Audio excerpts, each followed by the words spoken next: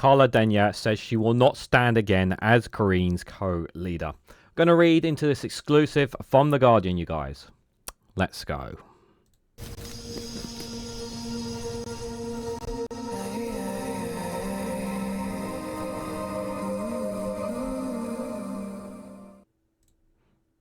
Good morning, good afternoon, good evening, wherever you are in the world. This is Reganelite here with an exclusive from The Guardian with the headline that Carla Denyer has said she will not stand again as the Green co-leader. The announcement of the desire to focus on the MP role means Adrian Ramsay must decide whether to find a new co-candidate. Just a reminder to hit the like button and share it across social media so others are notified of this video. Yes, so Carla Denyer is going to be standing down as Greens co-leader. At the time of this recording, we don't know if Adrian Ramsay is going to find another co-candidate to run with him or if he's going to run on his own. And we know that Zack Polanski is announced his candidacy to run as Green leader as well. And I really want to put this out there, this record out there. Like, I do not think it is a good thing to have co-leaders. I don't think that works. I don't think it's a system that I favor personally. But there's never been any animosity between Adrian or Carla Denyer, as far as I'm aware, or any news or stories or that I've heard, or anything from people within the Green Party or any source. As you guys know, I'm not a Green member, so I don't hear on the inside. But people I've not ever asked or heard anything, and I'm sure if I did, it would have been out there for sure. So they've clearly done, and they've done incredibly well for themselves. You have to realize that over the last 8 local elections, they have been consistently winning councillor seats. Whether it is just on the grounds level and winning some councils over, and they've come from having 1 MP for a long time in Brighton to now having 4 MPs, and it's an ever-growing party. They are going in the right direction. Now, yes, of course, they don't have the numbers in the likes of Reform, Labour, Tories and Liberal Democrats, no, but they are still going in the right direction, and they are slowly growing. And at the last local election, people don't know, they net gained the Greens, and they've already had more than 800 councillors, so they're probably up to about 900 or so, which is great. It's a sign that the Green Party are going in the right direction. And I would have liked to have seen Carla Denyer as leader on her own. But I also think there's another part of me that thinks that she may run again in the future. Perhaps, maybe, obviously we don't know where the Green Party are going to lie over the next couple of years. My hope is that the trajectory will still continue for the Green Party, that they will still continue to grow, continue to gain influence, to win over hearts and minds at a local level. They do need to work on their social media campaign. That is definitely something they need. That is one of their biggest factors. They are getting a bit more, I would say they are starting to get better attention on the mainstream media than they used to. I will say that, although still not as much as Reform UK, but they are starting to get a little bit. But the social media aspect is where their party will go. And I think she's gonna be completely fine as an MP. And I think so far she's been very solid.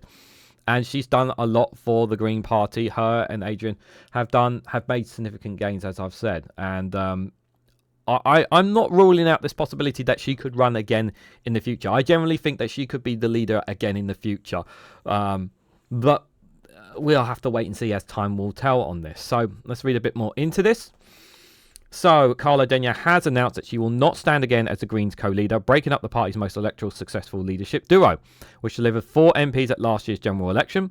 Denyer, who won the Bristol Central seat from Labour, said in a statement to The Guardian that she wanted to pull all of her efforts into a parliamentary role. She has served since 2021 as co-leader alongside Adrian Ramsay, who was also elected as an MP for last July for Waveney Valley. He must now decide whether to stand as a solo candidate or with someone else at the next leadership election. The party's deputy leader, Zack Polanski, announced on Monday that he would stand. The Greens in England and Wales normally hold leadership elections every 2 years, but there has not been a vote since 2021. Denyer and Ramsay were initially elected for 3 years as the election was out of sequence, and then the next one was delayed for a year because of the general election.